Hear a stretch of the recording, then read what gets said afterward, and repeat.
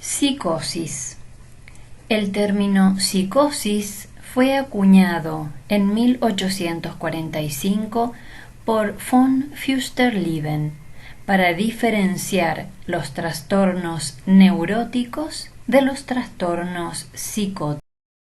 Psicosis es todo trastorno mental caracterizado por una alteración o pérdida del contacto vital con la realidad.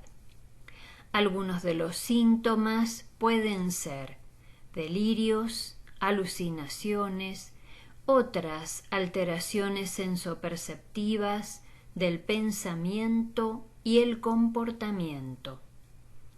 La persona con este tipo de trastorno no suele ser consciente de las alteraciones que presenta y de su naturaleza patológica. Es lo que conocemos como ausencia de conciencia de enfermedad. Podríamos considerar a la psicosis como una disolución de las fronteras de la persona.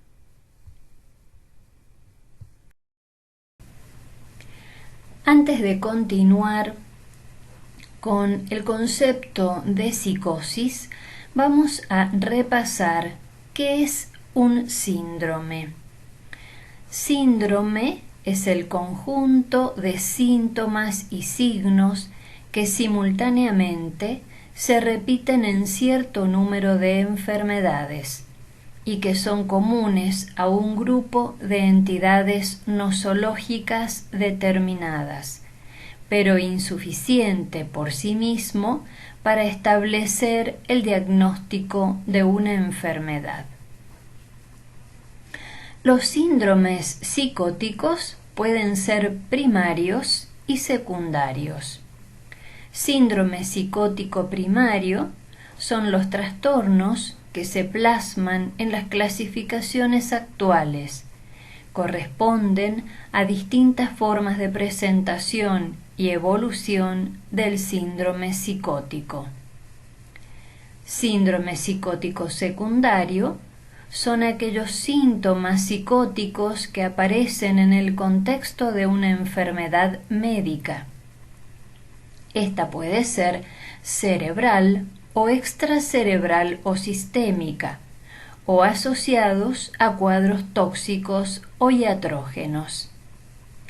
Pero también debemos considerar aquellos trastornos que se presentan con síntomas psicóticos, pero no son su característica definitoria. Los trastornos psicóticos también podemos clasificarlos en trastornos psicóticos agudos y trastornos psicóticos crónicos.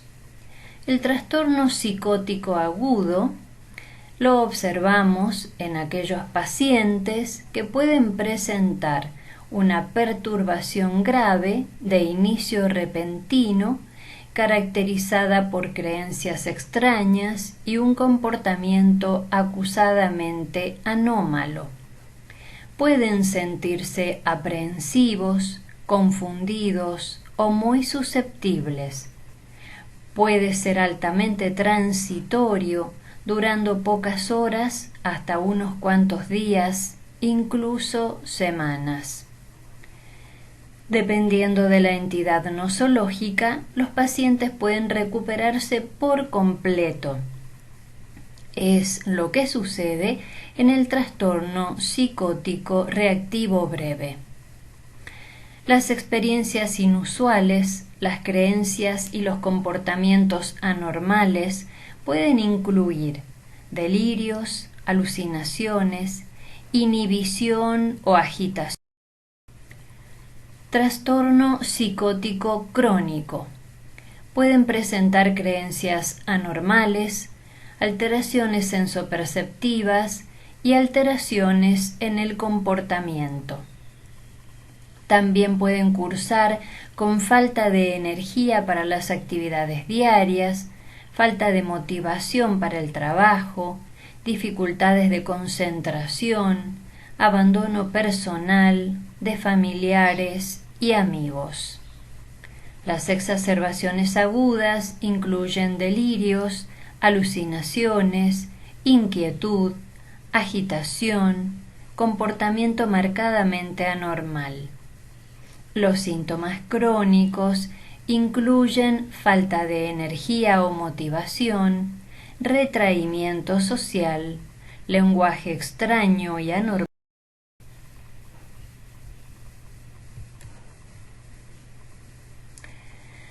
Habiendo hecho ya una breve introducción acerca de psicosis, comenzaremos a desarrollar ahora esquizofrenia. La esquizofrenia es una de las más paradigmáticas enfermedades mentales. Es un trastorno psicótico de curso y evolución variables, a menudo es crónica e incapacitante, dado que tiene consecuencias devastadoras sobre varios aspectos vitales.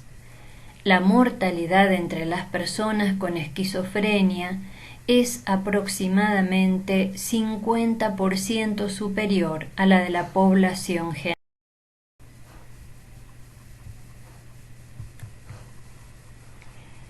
Eugene Bleuler acuñó el término esquizofrenia con el fin de destacar la escisión del pensamiento, las emociones y la conducta de los pacientes afectados. Emil Kraepelin latinizó el término de Morel demencia precoce a demencia precox, definiendo con ello un proceso demencial de inicio temprano. La diferencia fundamental entre el concepto de esquizofrenia de Bleuler y el de demencia precox de Kraepelin estriba que en el primero la presencia de un curso deteriorante no es imprescindible. Entonces vemos que el término esquizofrenia, acuñado por Eugene Bleuler, quien en 1911 presenta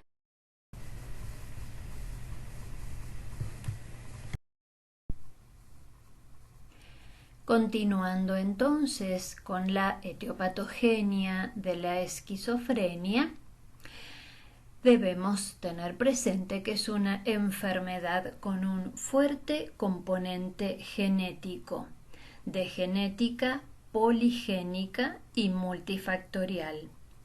El riesgo para la población general de padecer esta enfermedad es del 0,5 al 1%. Para los hermanos de un esquizofrénico es del 4%. Para los padres, el 8%. Para los hijos de un enfermo esquizofrénico, el 12%. Si ambos padres padecen esquizofrenia, el riesgo de que un hijo la padezca se incrementa al 40-60%. Y en los estudios gemelares se ha podido observar en los hermanos dicigotos es de 0 a 10% el riesgo de que si uno la padece, el otro también. Y en el caso de los monocigotos que comparten la misma dotación genética es del 15 al 60%.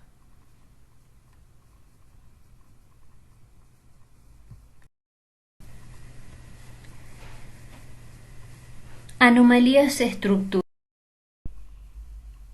Anomalías neuroquímicas. Hipótesis dopaminérgica. Es una de las más estudiadas. Se ha observado que habría una hiperfunción dopaminérgica. Esta hiperfunción dopaminérgica estaría dada por un aumento en el número de receptores y/o por su hipersensibilidad. Hipótesis serotoninérgica. De la investigación de estas vías surgió la clozapina, un potente antipsicótico antagonista del receptor D1 y 5-HT2A.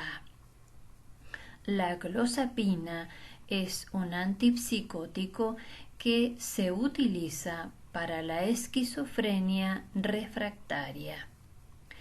Hipótesis dopamina acetilcolina. Se ha observado que cannabis produce una alteración en este balance. Cannabis puede inducir psicosis esquizofreniformes, a veces indistinguibles de una verdadera esquizofrenia. Pero también sabemos hoy en día que el consumo de cannabis puede desencadenar verdaderas esquizofrenias. Hipótesis dopamina-glutamato. Los agonistas dopaminérgicos producen crisis psicóticas. Los agonistas glutamatérgicos también producen cambios neurodegenerativos. Las endorfinas también tendrían algún papel en la génesis de la esquizofrenia. Otras anomalías biológicas. Mucho se habla hoy en día de que la esquizofrenia es una enfermedad del neurodesarrollo. Esta hipótesis sostiene que en el enfermo esquizofrénico se produciría un mal desarrollo del sistema nervioso central, que estaría dada por esta impronta genética y por los múltiples factores ambientales que también contribuirían. Por ejemplo, enfermedades infecciosas contraídas por la madre, especialmente en el segundo trimestre de embarazo. Por ejemplo, enfermedades infecciosas como la toxoplasmosis o la influenza.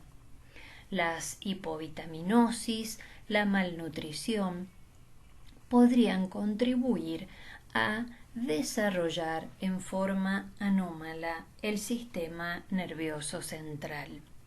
Hay una hipótesis dentro de esta que es la de la malmigración neuronal.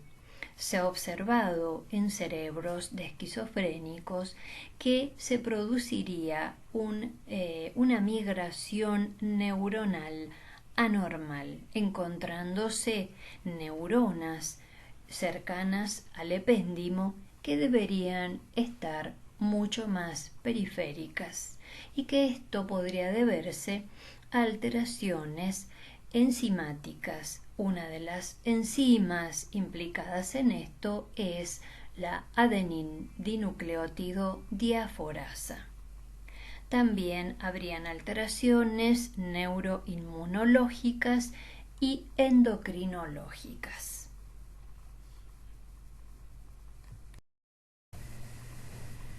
Continuando con la etiología, ya hemos componente ambiental. Se han epidemiología. La esquizofrenia,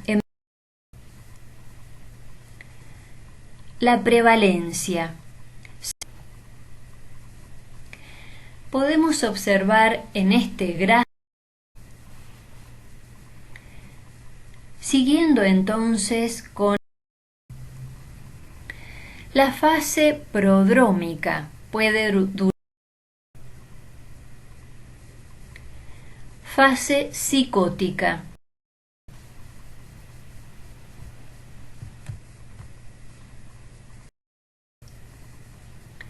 Primer episodio esquizofrénico.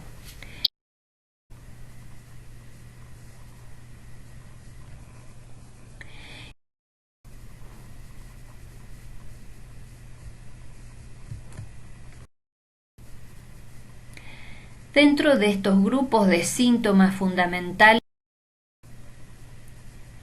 dentro de los síntomas anímicos.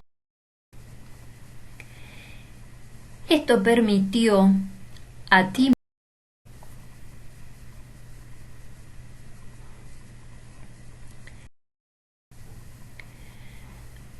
estos síntomas negativos, síntomas fundamentales.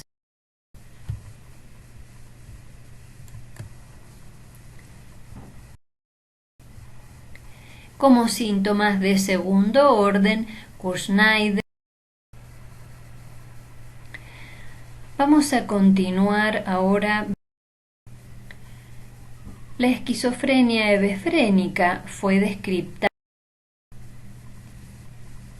Esquizofrenia catatónica. La esquizofrenia simple.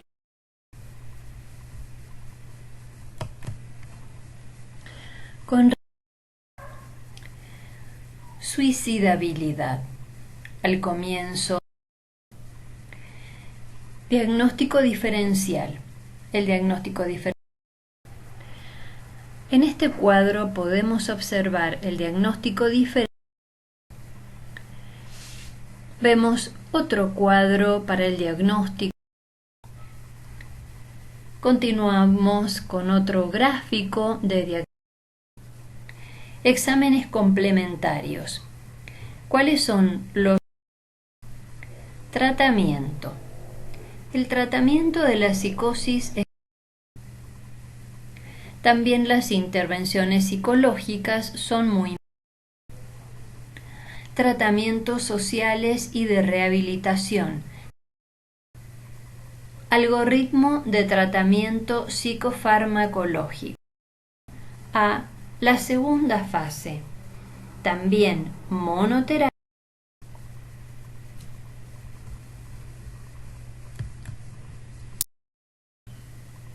Trastornos psicóticos agudos y transitorios. Trastorno esquizoafectivo, como ya. Trastorno de ideas delirantes persistentes. La temática en las psicosis para la etiología. Con respecto a los estudios, con respecto a la epidemiología, sabemos clínica. El origen, dijimos, es la interpretación. Con respecto al curso, reacciones paranoicas corresponden al diagnóstico diferencial entre las parafrenias. Para algunos, psicosis alucinatoria crónica, personalidad paranoica, como dijimos, psicosis posparto. Esta es una severa enfermedad que afecta a 1 a 2 mujeres por 1000. Aparece durante el primer año del posparto, con un pico de iniciación entre la segunda y la tercera semana posparto. Los síntomas que la caracterizan son la labilidad afectiva acusada, la desorganización del pensamiento, la despersonalización, la confusión, la desorientación, la agitación, el comportamiento bizarro, las ideas delirantes, alucinaciones y los trastornos del sueño. La variabilidad y la volatilidad es su característica más notable y también la más temida. Pueden oscilar de marcada euforia a depresión profunda.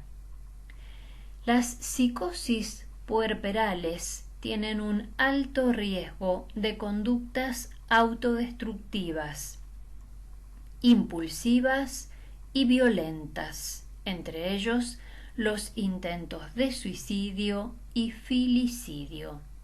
Hay un 4% de mujeres con psicosis puerperal que cometen filicidio, es decir, que matan a su hijo.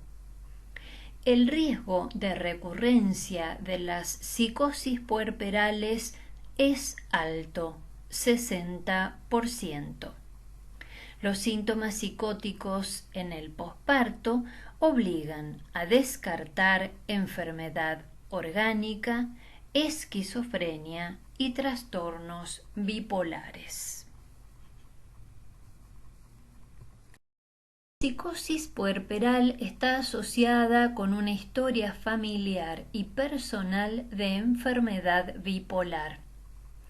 Se sabe que los niveles estrogénicos disminuidos podrían precipitar el cuadro psicótico al hipersensibilizar los receptores dopaminérgicos. También se ha encontrado correlación entre psicosis posparto y niveles elevados de opioides en líquido cefalorraquídeo. La internación psiquiátrica es la primer medida a tomar por el riesgo de intento de suicidio, filicidio. Se debe medicar con antipsicóticos, típicos o atípicos. Uno de los esquemas más utilizados es el haloperidol, ampollas de 5 miligramos por vía intramuscular, que puede ir asociado a una benzodiazepina o no, según necesidad.